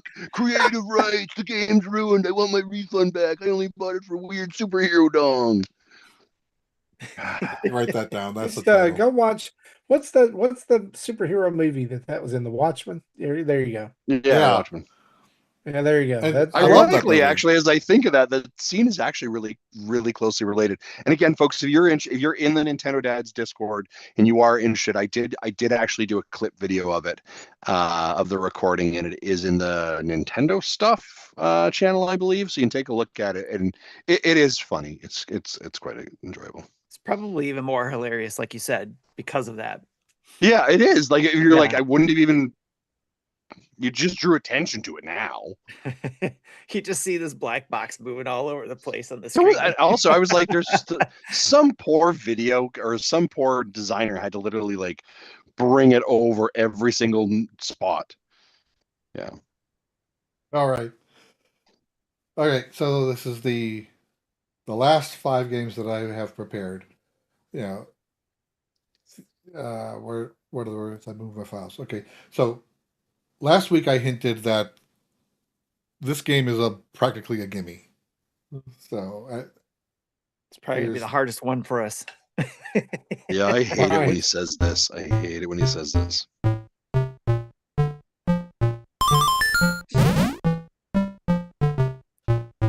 this one has actually 3 songs. I think the third one will be the gimme.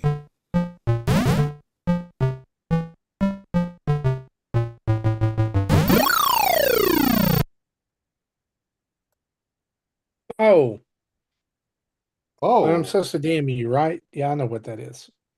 I will not be DMing you. I will just say it out loud. Frogger. That's already on the list. You can't see. That's already been used. I stand by my claim. Tim, do you have a guess? Not yet. Okay, here's song 2.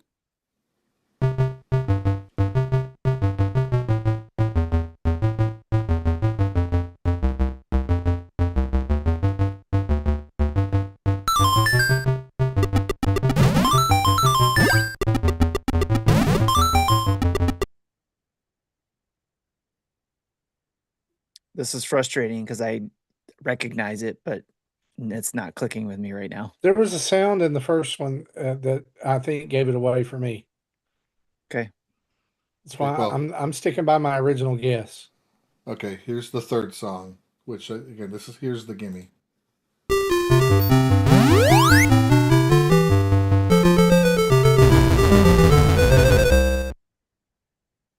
If you don't know by that, you're never going to get it.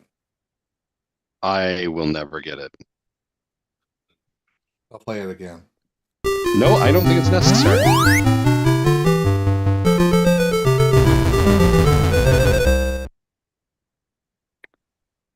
Jesse, I think you need I to play it one more time. Don't think couldn't you playing it I didn't again get that. is going to help me at all. Care. I hate you, Tim. I hate you so much, Tim. I'm surprised you aren't getting this. Nope. The You're all first gonna one, be- the first one you played my actually was gosh. more familiar than the last two. You're going to be kicking yourself. Can you Tim, just, I know what am you I don't- right? don't. No, you're not right. Are you kidding me? It's just not excitement. No. This is a It had the Nintendo screech developed thing. game. This is a Nintendo developed game. Is it Yoshi's I'm a- Cookie? I'm Remember, gonna this put in is my guess. this is arcade, not NES. Though the game Is it- was on NES, but it didn't sound quite like this. There's my guess. Third Mole says he got it on the third one. Third Mole, you want to take my spot? I'm done. I'm out of guesses. Okay, no, this is Popeye.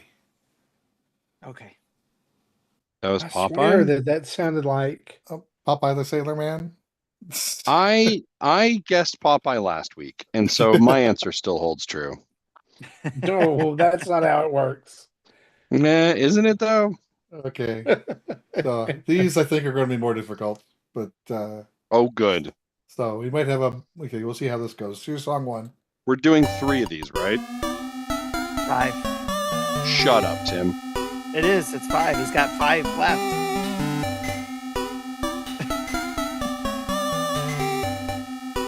I love you guys so much.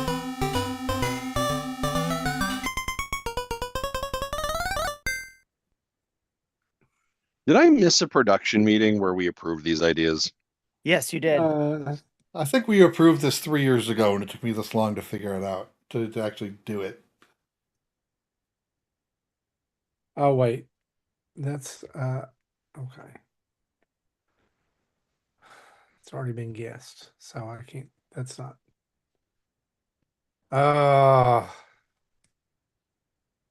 Right. Song 2.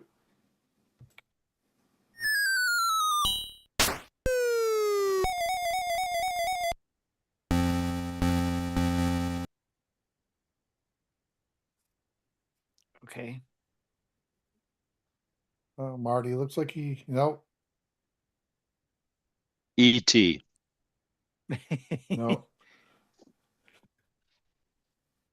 Justin's hate for this is even better than Pokeminute, according to Ink Goblin. I'd take a Pokeminute right now, man. Let me tell you. Okay. Oh, wait, no, that's not. None the of my game I meant. guesses are correct. None of your guesses are correct. No, let me look at I gave you the Tim's. wrong name. I gave Yeah, the no. wrong name. What the No heck one is got that this game one called? either. I No gave one you the got- wrong name. I was thinking something else. Oh, do you have another guess? Or Yes, I'm just trying to think of the stupid name. That's This that's game. literally the entire premise of this game, Why don't you just play the Teenage Mutant Ninja Turtles theme song? right? Maybe we needed to like for That's the the NES gimme. or SNES Oh, this one. is here. It is. This is my guess. It's probably still wrong, but there. you're still wrong. This was Elevator Okay. Action. Oh, doggone it! Oh, you know that classic. It is a classic. Oh, All right. Game 3, Song 1.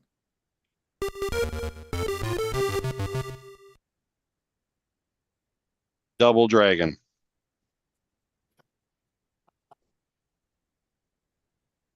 Marty and Tim are both thinking. It sounds familiar. No, I'm thinking that was very short. Yeah, that was very short. I can't get anything from that. All right, here's the second one.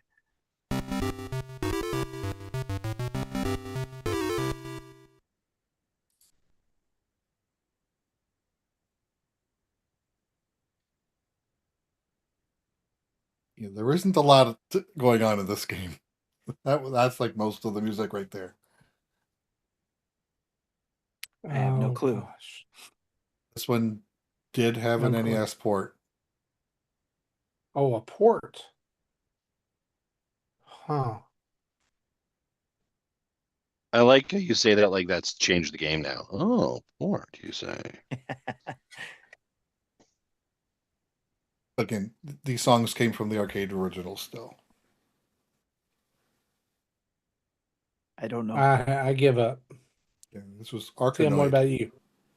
Okay. Arkanoid. I thought for a second he said Yonoid. And I was like, do y'all remember Yonoid? It's The Yoda. Domino's mascot. I played that game. That was also a game. That was pretty fantastic. All right. Game 4.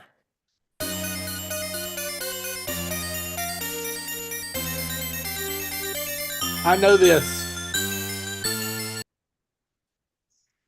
And it ramps Give up me my to 3 points.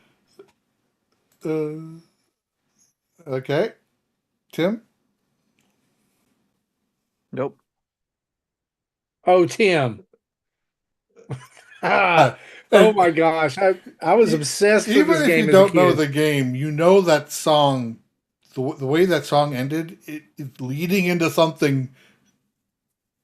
Yeah, and play the rest of it. And I just ended it. And likely the second song is the rest of it. We'll find out.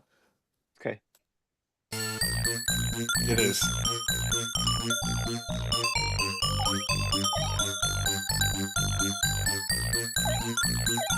It's Bobble Bobble.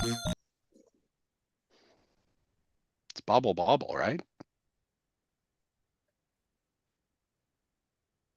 Hello? I'm not going to say anything until Tim has a guess. Tim, go with Bobble Bobble. There's my guess. Okay, it is Bubble Bobble. Okay. Yeah. So But I got 3 points, and you guys get 1 well, point. I didn't get it. Oh, 2. Okay. Yeah. Only Even Popeye after I had told him? was up to 3 points because I had 3 songs. So yeah, Justin did get a point for that. All right, last game.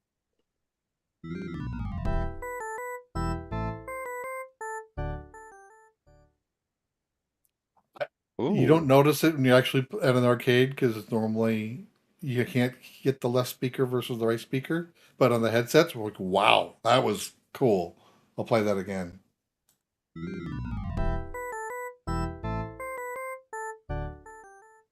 I think it's just coming over as stereo for us. Yeah. You're not getting a left and right difference? Not in when you're playing it to us. No. Well, I'm hearing it left right difference, and I'm pretty sure the recording is going to be left right difference. Like Zoom's just crunching it. I don't know. I didn't say Castlevania.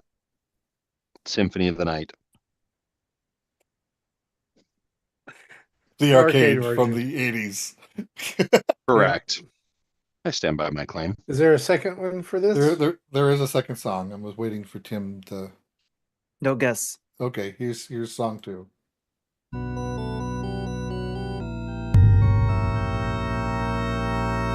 Oh.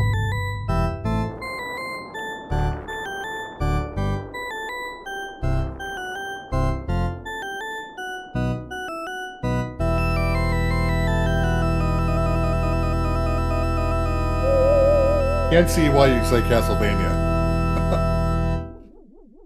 Is it Ghosts and Goblins? It is not. Sounds very Ghost and Goblins-ish. Esque. Like an arcade version of it. Then I go back to ET. Any thoughts, Tim? Marty? Yeah, I was. I DM'd you one, but I'm guessing it's wrong. Oh, it is wrong. Yes. Okay. Okay. I can't think of any spooky games. Because that's a spooky game. Luigi's Mansion 1. Red Warrior has shot the food. Gauntlet. Gauntlet Dang 2. it. Yes. Oh, 2. Gauntlet 2. Dang. Boy, what a journey we were on. That's fantastic. That was a tough one. I did like the. I mean, I Bubble had- Bobble was immediate as soon as I. Yeah, I saw the look on your face. Yeah. I was like, oh my gosh, how many quarters did I put in Bubble Bobble back in the day? Well, that is the end of Jesse's arcade game. Holy crap. What happened? It just sounded like a bomb went off outside. Oh, I didn't hear Do you want to anything. go check something? Yeah, I'm going to be right back. Yeah, that's Okay. fair. Okay. So A tree exploded. yeah, You didn't hear me. yeah, that's. Yeah, Third Strongest Mole says all I heard was "Wizard is about to die." Yeah. So I was going to say if anyone else wants to give me additional suggestions on what games to use and pull sound from, email me. Don't email the big list, so they don't see it. Or DM me in Discord or email me jesse@nintendodesk.org. Can I recommend we use like the NSO app and use the music from there and like I was choose actually going to do games that for my next set. Is actually pull games Oh, from that's NSO. a great idea. But so I was planning on doing that. But if anyone, other people want to see more arcade games, give me suggestions. I might think of a '90s collection of arcade games to do in the future. Sure. This was all in the '80s. We have yeah, we have a few games to get through for that Mikey Burgett gave. Yeah, so Yeah, this gives me some time to come up with another set. Yes. So we'll get to play his game and. But I had fun making this, and doing the recordings of the arcades and clipping out the audio clips. It was fun doing that. And a lot of people enjoy this game too, Justin. Well, I don't want to say that a lot of people are wrong, but they are. Yeah. Yeah, a lot of off of that positive too. comments from the listeners about this game. So Still doesn't mean they're right. You can be positive all you want. Still doesn't mean you're right. I appreciate that we have diverse opinions in this group, and usually they're wrong. And I plan on playing that Popeye song again at the end at the end of the show. Nice. When I normally, we'll do another stinger if I remember which song it is. Think Marty's coming back? I hope so, but I think he found what it was, and it's probably a tree exploded. Yeah, let's maybe move along just so we can honor time. I think we can move on to what we've been playing. Oh, he's back. There he is. Oh, let's do it.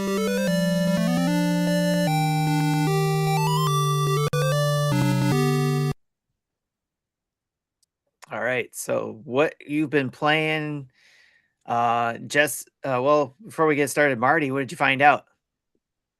Oh, so that was ice falling off my roof Okay. Oh, cool. and hitting my air conditioning unit. So Oh, not cool. Oh, yeah, we're gonna wait and see if if the heat kicks on after this. Because I mean, it shook this room. So Okay. lots of fun. Yeah. well, I would think your furnace is still unaffected. It's just the AC may need maintenance before that. Before. Well, the it's all summer. the same unit, so we don't actually have a furnace. Oh, It controls Okay. but it kicks on for both. all right. It's gas heat, and AC. So You people in the South are it's a interesting. blower. So anyway, Yeah. yeah. But that's okay. Jesse, why don't you kick us off? What you been playing? All right, so again, I've been continuing my playthrough Dragon Quest XI Echoes of an Elusive Age Definitive Edition. I did almost everything I can do. I think there's 2 fights left, or 1 fight that I haven't been able to beat. Yeah, and I pretty much have to have max levels, max gear in order to do it. So I'm not putting my hopes up on that. But I did roll credits of for the second time, ending Act 3, putting myself into the post game now. So I'm like, what, 97 an hour, 98 hours in. So which is still like 20 hours faster than I did it 6 years ago. So I think the only thing left now is to finish off those ticketed quests. I plan on doing most of those or I want to do them all again to unlock the final super boss, which again I couldn't beat 6 years ago. I probably won't beat it this time. I just want to say, yeah, I unlocked it again. And so that's all I've been playing so far. And then next week 7 comes out, so looking forward to playing that. Cool. Tim, what about you? What you been playing? So some more Animal Crossing New Horizons. I did not start over, but it was more just getting back into the turnip game, selling some turnips, and trying out the new, 3.0 stuff.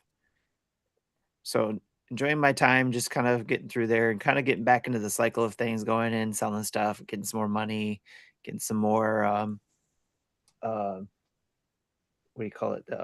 Things so I can craft, and trying to collect all the things in the new, that came with the new version. I think I got all the Zelda stuff. Now I'm starting to collect all the Splatoon stuff, and I actually have an idea of trying to create a Splatoon area on my island where you could actually run through and, kind of like simulate the whole playing Splatoon on the island type of thing. So I'll be playing around with that. Jesse's showing off his belt. Nice. Look at there, he got it.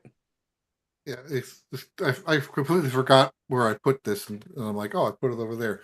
I do want to put it against that wall, so it'll be shown on camera. I just haven't had a chance to hang it yet. I finished Demonschool, which is again a really good tactics type game, a really good story. There's a lot of endings you can choose from depending on choices you made throughout the game. I got to see 2 out of, I think there's supposed to be like 13 endings or something like that. I got to see 2. I'm happy with the one on the first one I chose. So I was able to, go back and see the second one. So, um, and there's some funny ones too. Like there's one where dog character, I guess, has an ending. So it's kind of funny. But anyways, But like really good.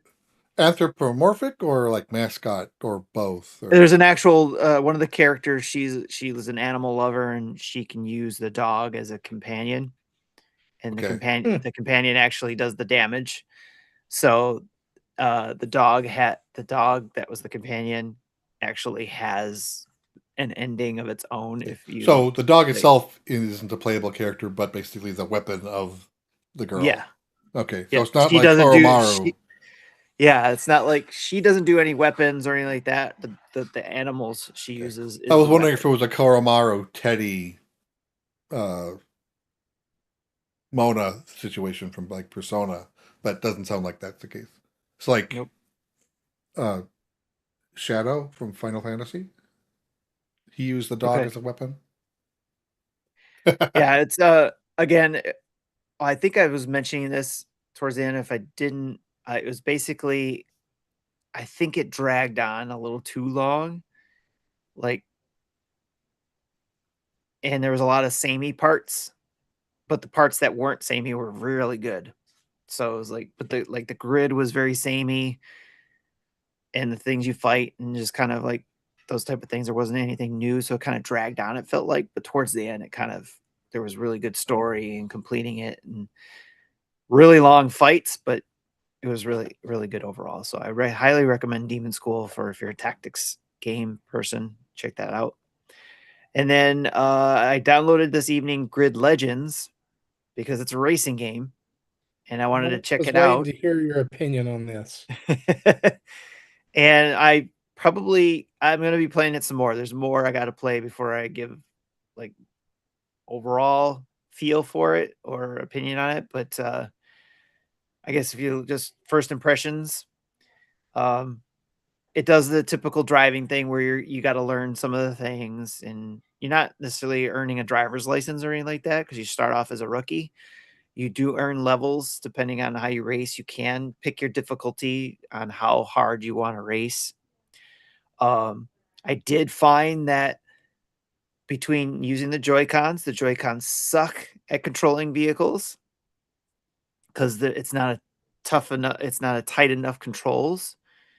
But when I switched over to the GameCube controller, that was an excellent feel with it was a tight joystick to be able to steer with. It wasn't as loose as the Joy-Cons. And then, of course, the triggers helped me control how, fast I wanted to push my foot down on the pedal, if you will, and or use the brake. So it is more on the simulator side than arcadey side, although it has a little bit of feel for some arcade stuff that I still got to play and try out. There's some Demolition Derby type stuff you can play in there too as well. There's other areas you can unlock to where you can do drifting and all that kind of stuff depending on the car you're driving. So there's a lot of vehicle content there, kind of like Gran Turismo in a way. And there's also that kind of EA Sports story element to it too. So if you don't like that kind of element, then you may not like Grid Legends because there's a story behind the racing and all that kind of stuff, which is intriguing. But at the same time, it's like, I just want to race. So you don't have to do the story mode. You can do a career mode. There's a lot of things you can do in the game that I'm still trying to get at to kind of get a feel for the game and whether or not I would recommend this as a racing game. But I think if you're a racing game fan, you're probably going to pick this up anyways. And Jesse, just to let you know, there are 2 versions of the game.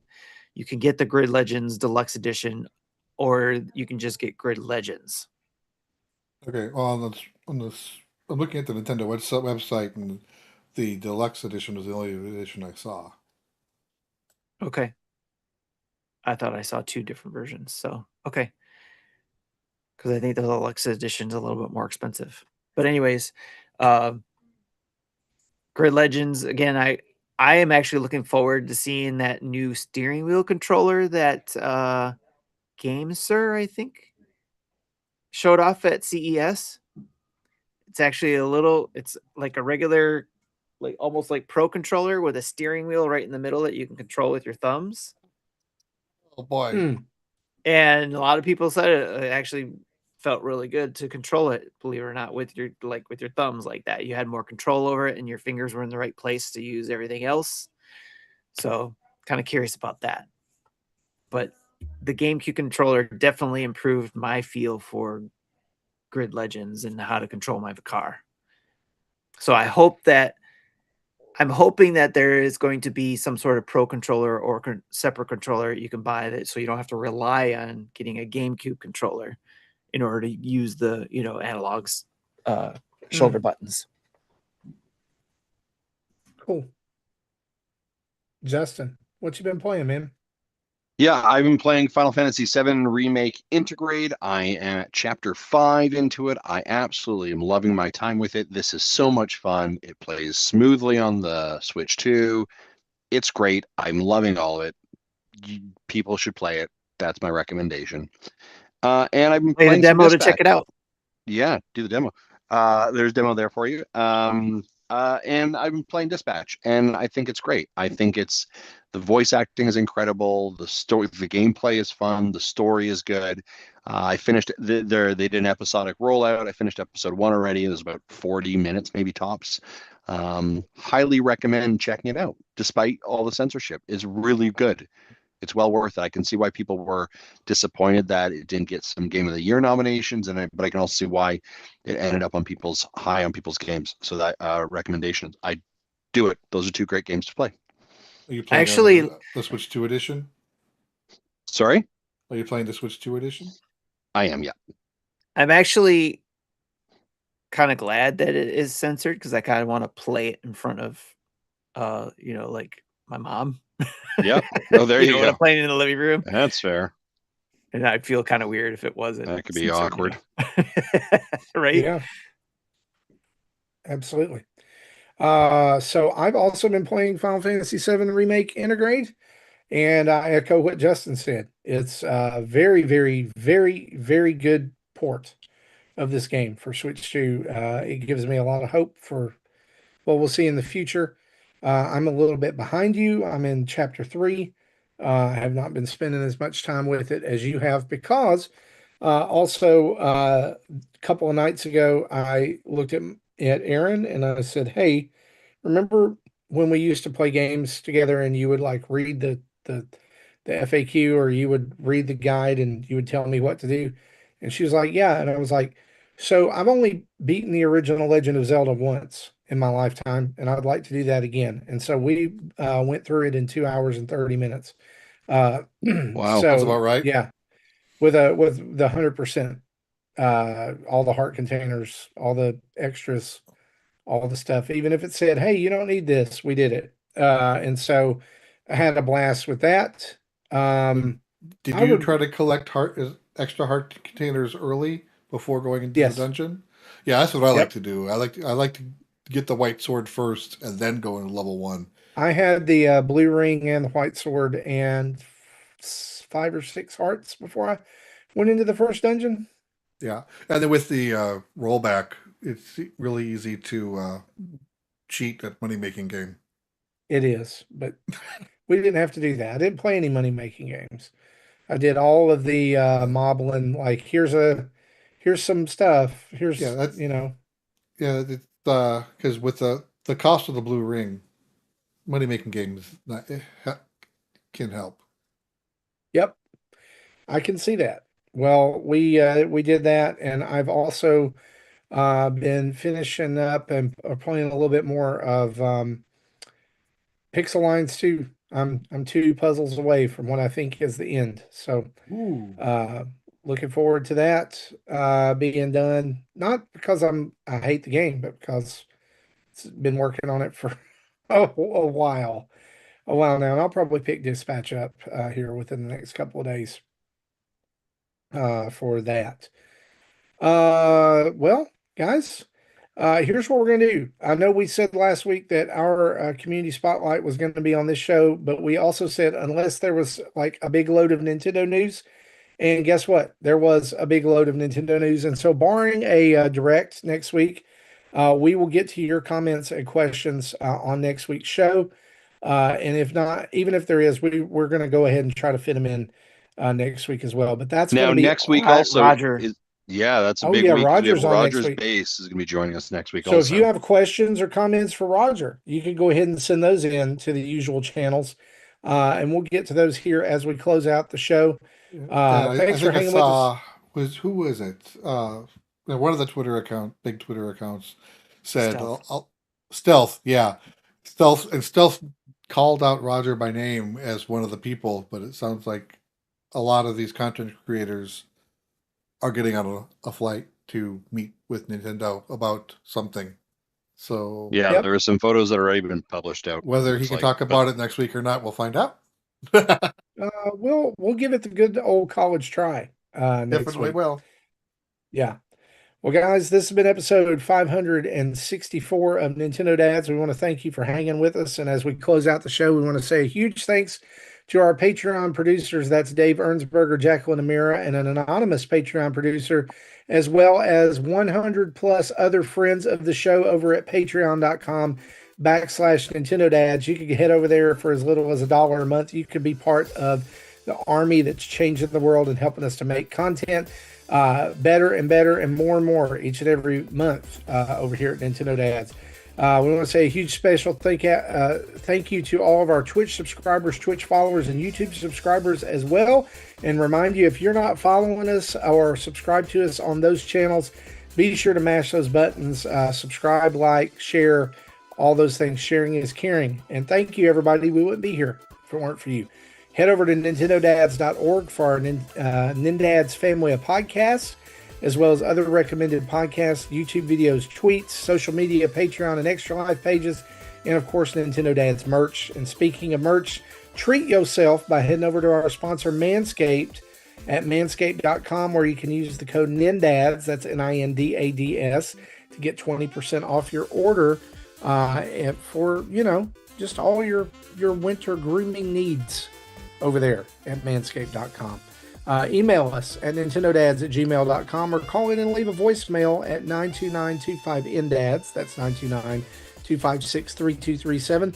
And we want to say a big thanks to OC Remix for the music we use throughout the show, and download wherever you download us in your favorite podcatcher of choice. Please leave us a 5-star review and some comments or thumbs up or whatever their kudos, whatever their system is.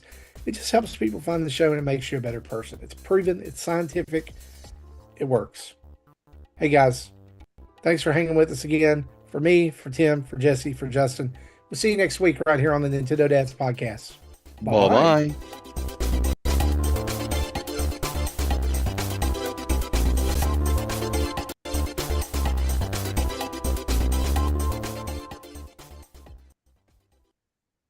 Thank you for listening to Nintendo Dads.